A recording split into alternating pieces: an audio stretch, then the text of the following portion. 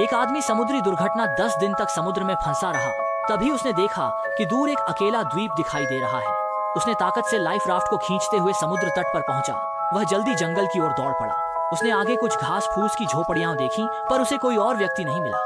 लेकिन वह हार मानने को तैयार नहीं था और आखिरकार एक चर्च तक पहुंचा, जहां उसे एक नन मिली। नन ने उसे देखकर चौंक गई। नन को विश्वास नहीं हो रहा था कि इस वीरान द्वीप पर कोई जीवित व्यक्ति मिल सकता है। उसने नन को डरने के लिए मना किया और कहा कि वह एक जीवित बचा हुआ सैनिक है। नन ने यह सुनकर तुरंत अपनी सतर्कता छोड़ दी। नन से बात करने पर उसे पता चला कि उसका नाम एंजेला है और वह कुछ दिनों से यहाँ फंसी हुई है। पूरे द्वीप पर केवल वही अकेली है। यह सुनकर उसने भी अपनी सावधानी छोड़ दी और फिर कोने में जाकर गहरी नींद में सो गया। रात में वह एंजेला की प्रार्थना की आवाज से जाग गया। उसने जल्दी से उठकर जलती हुई मोमबत्ती को बुझा दिया और कहा कि यह थोड़ी सी रोशनी 20 मील के भीतर देखी जा सकती है। अगर आसपास दुश्मन है तो वे एक भी नहीं बच पाएंगे। एंजेला ने अपनी हरकत के लिए माफी मांगी और उसने अपनी बची हुई थोड़ी सी खाने की चीजें उसे दी। जब उसने सुना कि यह आखिरी खाना है तो उसे तुरंत कुछ शर्मिंदगी महसूस हुई। इसके बाद वह पेड़ पर गया और एंजेला के लिए कुछ फल तोड़े, लेकिन केवल इनसे पेट नहीं भरा जा सकता था। इसलिए उसने मछली पकड़ने के उपकरण बनाने की तैयारी की। ठीक उसी समय एक जंगली सुअर की आवाज आई और वह आवाज का पीछा करते हुए एक गुफा तक पहुंचा। लेकिन फिर भी वह इस बड़े भोजन को चूक गया।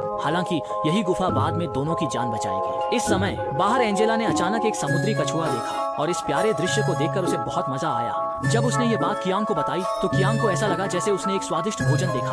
वह एंजेला को लेकर जल्दी से समुद्र तट पर पहुंचा और लाइफ राफ्ट को खींचते हुए समुद्र की ओर दौड़ पड़ा। दोनों ने पूरी ताकत से समुद्री कछुए की दिशा में चप्पू चलाना शुरू किया। जल्द ही दोनों समुद्री कछुए के पास पहुंच गए और खतरे से अनजान कछुआ इस समय आराम से धूप सेंक रहा था।